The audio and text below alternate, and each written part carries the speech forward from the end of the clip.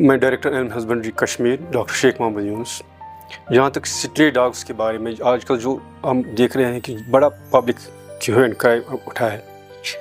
پہلے ہم یہ پتہ ہونا چاہیے کہ جو اسٹرے ڈاگس جو ہے یہ ہمارے سسٹم کا انٹیگرل پارٹ ہے, ہمارے ہیبیٹیٹ کا ایک انٹیگرل پارٹ. ہم اس کو اپنی ہیبیٹیٹ سے الگ نہیں کر سکتے, چاہے ہماری رورل یا اربن جو ہماری ایکو سسٹم ہے اس کا پارٹ ہے, اس کو اپنی ہیبیٹیٹ سے الگ نہیں کر سکتے. پرابلم کہاں ہو رہی ہے؟ پرابلم تب ہو رہی ہے جب ان کی پاپولیشن حد سے زیادہ بڑھ جاتی ہے, تب یہ پبلک کے لیے تھریٹ بن جاتی ہے. تھریٹ جو ہے اس کا ریبیز ہے, اور اس کے علاوہ کچھ اور بھی ڈیزیز ہے. زونوٹک ڈیزیز جو ہے وہ زیادہ تر پیٹ ڈاگ سے پھیلتے ہیں. جو اسٹرے ڈاگ سے ہمیں خطرہ ہے وہ زیادہ ہے ریبیز. جہاں تک ہمارے ڈپارٹمنٹ آف اینیمل ہسبینڈری کا تعلق ہے, ہم مختلف طریقے سے اویئرنیس کرتے ہیں پبلک میں. سب سے پہلے ہم ریبیز کے بارے میں ہم اویئرنیس کرتے ہیں پبلک میں. جتنے بھی ہمارے اویئرنیس کیمپ ہوتے ہیں, چاہے جہاں پر ہم باقی اسکیمز کے بارے میں اویئرنیس کرتے ہیں, وہاں پر ہم نے یہ شیڈول بنایا ہے کہ ہم جو ریبیز ڈیزیز ہے اس کے بارے میں بھی لوگوں کو آگاہ کریں کہ یہ ڈیزیز کیا ہوتی ہے, کیسے پھیلتی ہے, کیسے ٹرانسمٹ ہوتی ہے. ڈاگ بائٹ سے ٹرانسمٹ ہوتی ہے. پھر اگر یہ بائٹ اگر کسی کو لگ جائے تو اس کو امیجیٹلی اس کو کیا کرنا ہے, صابن سے دھونا ہے. واٹر صابن امیجیٹلی جو بھی اس کے اویلیبل ڈٹرجنٹ ہوتا ہے اس سے اس کو دھونا ہوتا ہے, اور امیجیٹلی رپورٹ کرنا ہوتا ہے, اپنے نزدیکی ہیلتھ سینٹر کو رپورٹ کرنا ہوتا ہے. اور دوسرے قسم کی اویئرنیس جو ہم کرتے ہیں وہ ہے اینیمل برتھ کنٹرول. کیونکہ میں نے پہلے ہی بتایا کہ جو زیادہ تر جو تھریٹ کیسے ہوتا ہے, تھریٹ تبھی ہوتا ہے جب ان کی پاپولیشن بڑھ جاتی ہے.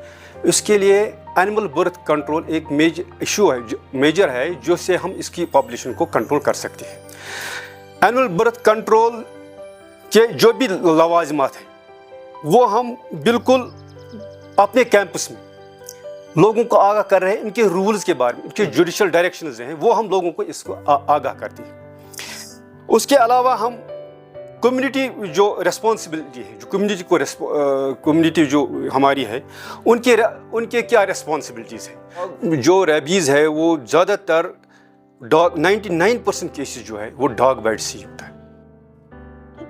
1% کیسز سے دوسرے کارنیورس اینیملز, ان کیٹس یا دوسرے کارنیورس اینیملز, لیکن 99% جو کیسز ہے وہ ڈاگ بائٹ سے ہوتے ہیں. ریبیز جو وائرس اگرچہ بہت فیٹل ڈیزیز ہے, لیکن اس میں اللہ تعالیٰ نے کچھ ایسا بھی رکھا ہے, یہ فریجائل بھی وائرس ہے, بہت فریجائل وائرس ہے. یعنی اگر اس کو ہم تھوڑا سا ہم معمولی سے ڈس انفیکشن سے ہم صاف کریں گے یہ جلدی مر جاتا ہے. ایون اگر زیادہ دھوپ ہو تب بھی یہ مر جاتا ہے, کیونکہ فریجائل ہے. حالانکہ یہ فیٹل ہے لیکن فریجائل بھی ہے. وہ نیوروٹراپک وائرس ہے, یہ نرو سے پھیلتا ہے. جب تک میں زخم لگ جائے گا, یعنی 100% چانس تب آتا ہے جب ڈاگ ریبڈ ہو اور اس کا سیلاوا ڈائریکٹلی نرو سے, جو وونڈ ہوتا ہے نا, وہ وونڈ میں نرو کے ساتھ وہ ڈائریکٹلی وہاں سے ٹرانسفر ہو جائے گا.